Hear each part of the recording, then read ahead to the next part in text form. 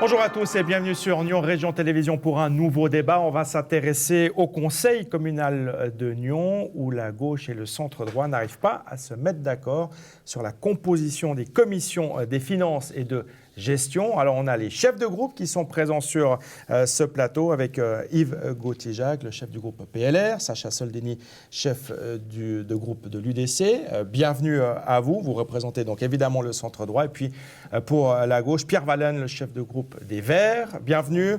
Et Dominique Carlen, le chef de groupe du Parti socialiste. Bienvenue à vous également. Alors pour résumer la situation, il faut donc composer ces deux commissions, des finances et de gestion. On rappellera également qu'au niveau de la répartition dans le conseil communal, le centre droit a 59 sièges, la gauche en a 41. Il y a une première proposition de la droite qui propose 13 membres, par exemple, avec 3 PLR, 3 PS, 2 Verts, 2 PIN, le parti indépendant nyonnais, 2 UDC et 1 Verts libéraux, donc 8 sièges pour la droite et 5 pour la gauche. C'est votre proposition. Vous la jugez la plus équitable ? Plus équitable, oui, puis c'est surtout celle qui arrive en premier. Maintenant, comme vous avez pu le constater, il y a une séance de conciliation qui a eu lieu dernièrement. On n'a pas trouvé de compromis à l'issue de cette séance. Je pense qu'avec le temps, il faudra qu'on revienne sur la discussion, mais in fine, il faut être clair, ça sera certainement le conseil communal qui prend position si aucun compromis n'est trouvé. Et je pense que la discussion n'est encore pas fermée aujourd'hui. Donc la gauche ne veut pas de cette répartition proposée par la droite. Pourquoi ?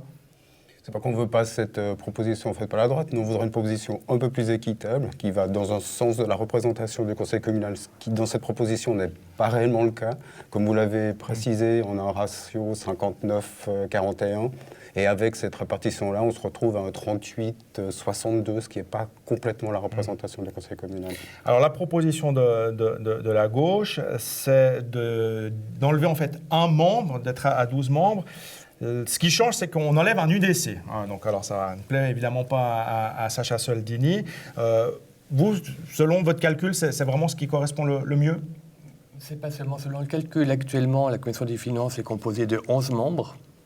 Les forces représentées au Conseil communal de Nyon, entre la législature qui s'achève et la prochaine, ont très peu changé. Il y a un siège qui a basculé à droite pour les partis indépendants. Donc on estime que par rapport à la situation actuelle, si on doit donner un siège à quelqu'un, c'est au groupe qui a fait une progression au Conseil, donc c'est aux indépendants, et qui n'a pas de raison que les autres changent leur représentation dans cette commission.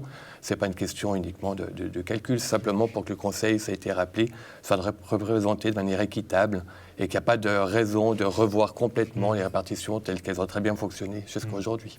Yves Gauthier-Jacques, votre sentiment par rapport à cette situation bloquée actuellement ?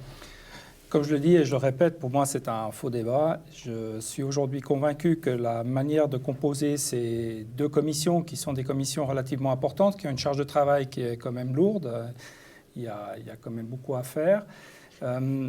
On a déjà répété et on n'arrête pas de répéter qu'on doit représenter des forces qui sont les forces telles qu'elles sont aujourd'hui en jeu.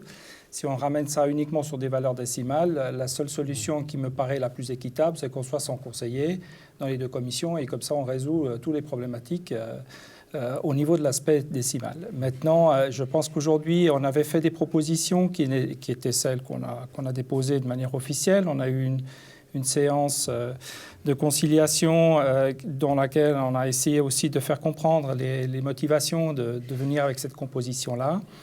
La gauche, dans son ensemble, souhaite ne pas intervenir, en tout cas ne pas remettre en question la manière de concevoir cette manière de décomposer.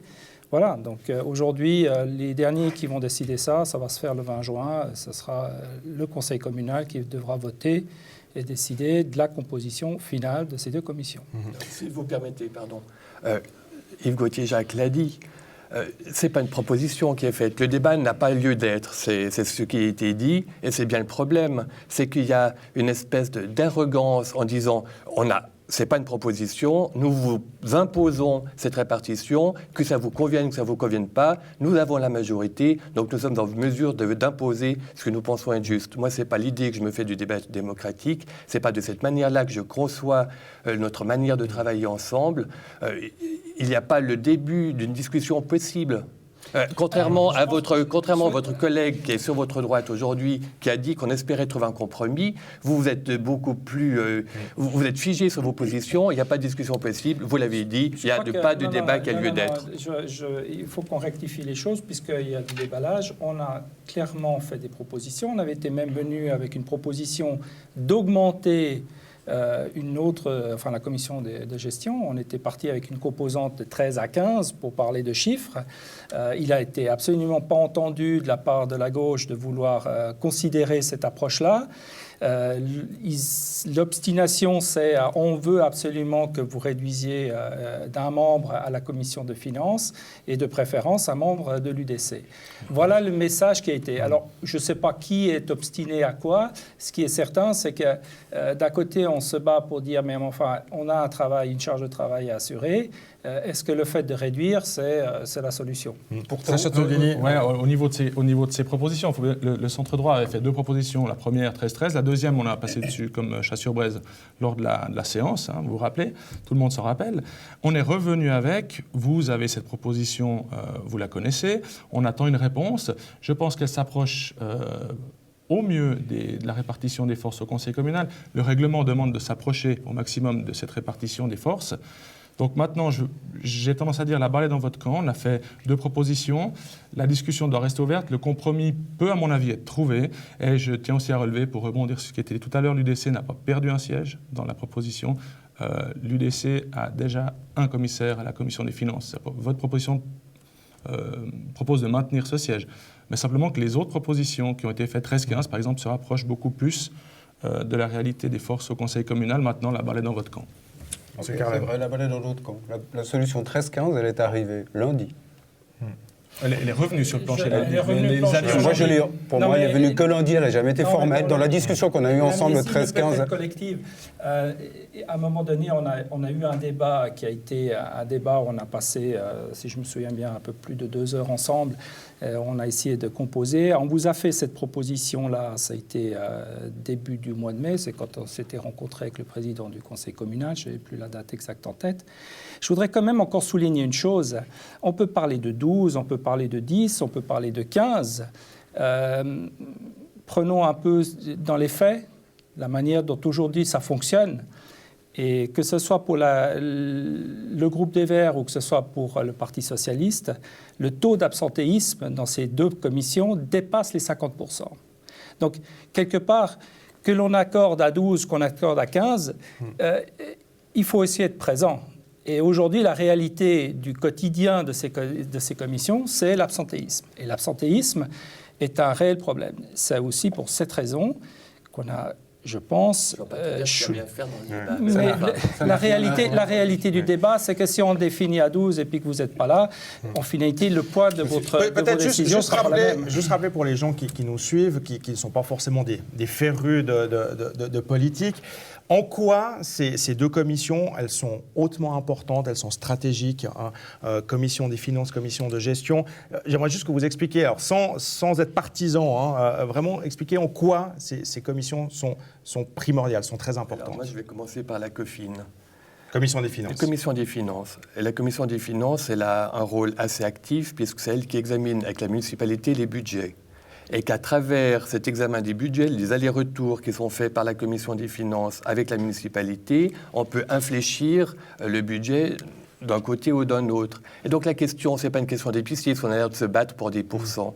La question, c'est comment la gauche, compte tenu de la représentation qu'elle a au conseil communal, peut défendre sa vision de la politique communale qui se met en œuvre grâce aux finances. Donc cette commission des finances a un rôle extrêmement important. Et si je suis de droite ou de gauche, je n'ai pas la même sensibilité à des réductions ou des augmentations du budget. Et donc cet examen avec la municipalité du budget est une chose extrêmement importante. C'est une question de politique de la ville. Et il nous paraît légitime que dans cette commission, au minimum, les forces en présence soient représentées correctement. Un mot, Sacha Solligny, vous avez la parole, je vous la laisse, mais la commission de gestion, elle aussi, quel est son rôle? Je vais juste rebondir sur la commission des finances. Donc elle examine les budgets, elle examine les préavis crédits supplémentaires, elle examine l'arrêté d'imposition, elle examine les comptes de l'année écoulée. Donc elle a quand même un énorme travail, elle préavise ensuite au conseil communal qui souvent suit la commission de gestion. Mais avec 2,5% de moins dans cette commission, ça fait un tiers de personnes à peu près. Je ne vois pas comment vous êtes vraiment mis de côté dans cette commission. Donc je pense que les forces sont respectées. Maintenant, pour la commission de gestion, elle a aussi un travail c'est une commission de contrôle également, qui va examiner donc la gestion municipale de l'année écoulée. Elle va émettre un rapport dans lequel elle met des commentaires et des critiques. Elle formule aussi des vœux. Et tous ces objets sont passés au conseil communal pour approbation. Alors c'est donc le conseil communal qui aura finalement le dernier mot quant à la composition de ces commissions, le nombre et la répartition. Vous êtes quand même en position de force, du coup, au centre droit. Vous auriez les moyens de faire passer, finalement, cette première proposition que vous aviez de 13 mois avec cette répartition. Vous êtes majoritaire, donc en position de force. C'est une réalité. C'est une réalité, mais une fois de plus, Nous, on revient sur ce sujet avec une proposition. Je reste convaincu qu'aujourd'hui, elle est fair, elle est correcte, elle est représentative des forces en jeu. Aujourd'hui, on ne péjore pas un groupe plus qu'un autre. La volonté n'est pas d'essayer de minorer une force politique qui est en place.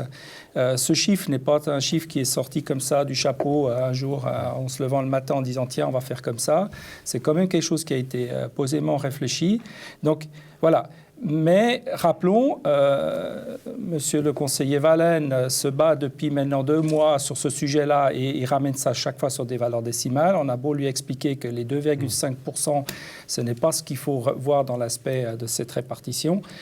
Voilà, sujet clos. Je noterai au passage que vous n'êtes pas d'accord, parce que vous dites le 13-13, c'est comme ça, on n'en changera pas. Votre collègue je suis pas dit en autre train de chose. dire on est fair, on est correct. Avec quelle proposition La proposition, on vous en a fait 2 aujourd'hui. Ah. On vous rappelle qu'une proposition avait été déposée le même jour où on a débattu de ces sujets-là, qui était une proposition de 13 à 15, que vous aviez d'office refusé car vous vouliez impérativement réduire d'un membre au niveau de la commission. Et apparemment, cette proposition de passer à 15 13, membres, 15, ouais. donc c'est 15 membres pour les 2 commissions Non, ou bien... commission de gestion à 15 Voilà. et on resterait à la commission des finances à 13. Et ça, c'est une proposition que la gauche pourrait envisager? C'est une proposition qu'on peut réfléchir, mais pour moi, elle n'est pas sortie dans cette commission-là. Elle est sortie il y a très peu de jours de ça, pour essayer de faire un compromis. C'est des choses qu'on a discutées entre nous. On a discuté, pas encore discuté sur la plateforme de gauche. Je rappelle juste que dans cette commission, pour revenir là-dessus, des propositions avaient été faites, des avancées avaient essayé d'être faites, autant par l'UDC, autant par les Verts libéraux. Après, il y a une suspension de séance et tout ça est tombé à l'eau. C'était peut-être un peu dommage parce que ce jour-là, on avait peut-être l'occasion de trouver un compromis entre nous tous. C'est dommage que... Moi, je comprends votre position d'attendre d'arriver dans le vent de conseil parce qu'effectivement, avec la majorité que vous avez, vous allez faire passer votre idée. Vous allez imposer votre idée. Peut-être que si on avait réussi à négocier entre nous... Parce que, pour moi, la politique, en plus la politique en Suisse, c'est le sens du compromis. Et là, je pense qu'on doit pouvoir arriver à un compromis et pas une imposition d'une solution que vous avez encore une dizaine de jours, on va dire, pour effectivement vous réunir encore et vous rencontrer avant effectivement cette séance du 20 juin. Voilà pour ces histoires de commission. Moi, je voulais profiter de votre présence ici sur ce plateau quand même pour avoir un mot, une réaction par rapport à la répartition des dicastères au sein de la municipalité. L'information était donc tombée il y a 2 semaines maintenant. C'est surtout au niveau du centre droit qu'il y a eu du mouvement avec de nouveaux municipaux également. Est-ce que cette répartition vous a satisfait, vous convient au centre droit?